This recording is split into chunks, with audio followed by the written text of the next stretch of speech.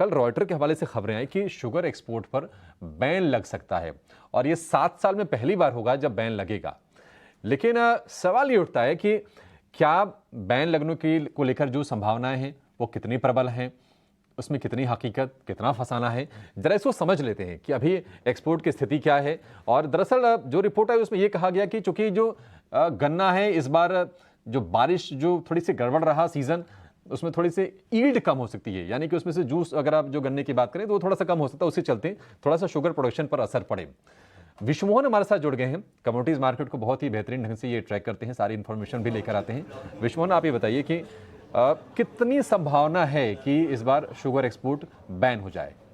देखिए, sugar export ban होने की संभावना इसलिए ज़्यादा है कि इस बार अब तक की जो बारिश है, जो मेजर प्रोड्यूसिंग स्टेट है, चाहे वो महाराष्ट्र हो, कर्नाटक हो या यूपी हो, तीनों में काफ़ी डेफिसिट मानसून की दिख रही है और इससे अब यील्ड को लेकर चिंता लग रही है। पिछले सीजन में अगर आप देखें तो उसके मुकाबले भले ही 1.5-2% के आसपास आपको ज़्यादा बुआई का एरिया दिखे, सोइंग का एरिया दिखे, लेकिन उत्पादन को लेकर, कुल उत्पादन को लेकर चिंता है। और पिछले साल जो 330-335 लाख टन के आसपास का जो उत्पादन था इथेनॉल डाइवर्जन के बाद, अब उससे भी कम यानी 317 लाख टन उत्पादन का अनुमान जताया जा रहा है। वो करीब 3.5% पिछले सीजन से कम उत्पादन की संभावना जताई जा रही है। साथ ही सरकार का जिस तरह से इथेनॉल ब्लेंडिंग पर फोकस है, अभी कल भी एक बड़ी बैठक हुई थी जिसमें से सरकार की कोशिश यही है कि 11% के आसपास जो ब्लेंडिंग अभी हम पहुंचा चुके हैं उसको पहुंचाकर 20% तक किया जाए और दशक के अंत तक इसे 50% तक किया जाए। तो अमूमन आमतौर पर 400 लाख टन से ज़्यादा का हम उत्पादन नहीं करते हैं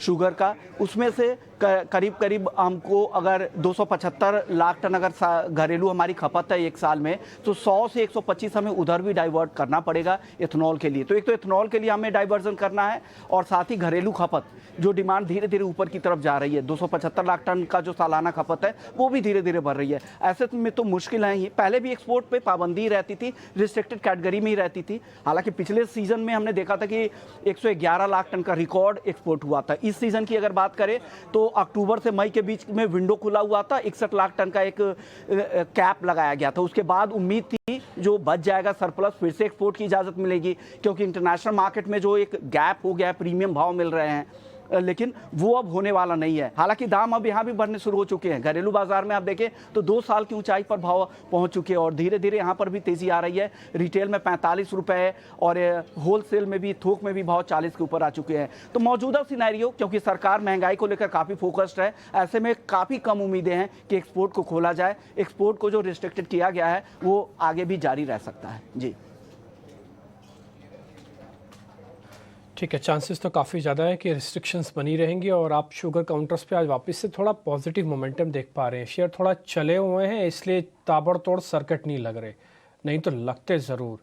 फिर भी आप इस पे ध्यान रखिएगा, 2 तरह का प्रेशर है, प्राइस प्रेशर भी है और फिर एथेनॉल वाला प्रेशर भी है। सरकार को एथेनॉल की ब्लेंडिंग भी बढ़ानी है और शुगर का बड़ा हिस्सा अब एथेनॉल की तरफ शिफ्ट भी होता है।